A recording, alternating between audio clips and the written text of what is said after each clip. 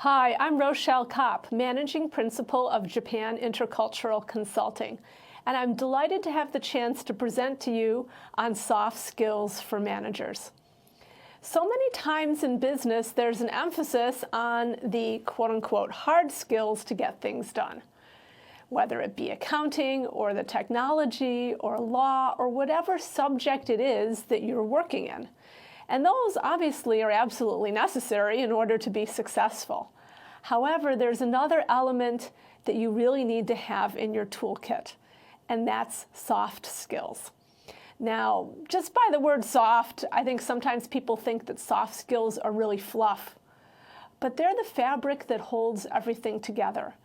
And I've seen so many times when someone is a really great manager technically, that they know the job inside and out, but their soft skills are weak and they aren't able to motivate others and they end up not being successful.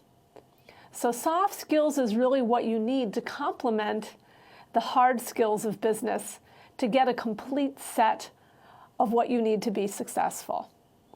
Now, before we get started, let me tell you a little bit about myself. I had got interested in organizational behavior when I was in college, and I was lucky to have my first course in that subject with Rosabeth Moss-Cantor, who's one of the leaders in the field. And I ended up continuing my career as a consultant, focusing particularly on global organizations.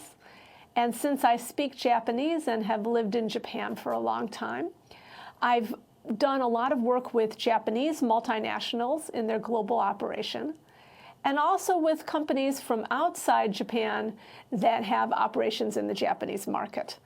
So through this work, I've had a chance to work with managers from various different backgrounds, different nationalities, from huge companies down to small startups. So I've really gotten to see a range. And what I've tried to do in this course is to pick the topics that I think are going to be most useful no matter what situation you're in. Now, the first topic we're starting out with is feedback. And I'm really glad that we have this as our first one because it's really the fundamental thing that you need to be good at in order to be successful, I think, no matter what you're doing. Now, of course, if you have subordinates, you need to be able to give them feedback in order to make sure that they understand what it is that you want and what they're doing that works for you and what doesn't work for you. But no matter who it is you're dealing with, it could be your boss, it could be peers, it could be customers, it could be suppliers, it could be anyone else you deal with, feedback is going to be useful for those people as well.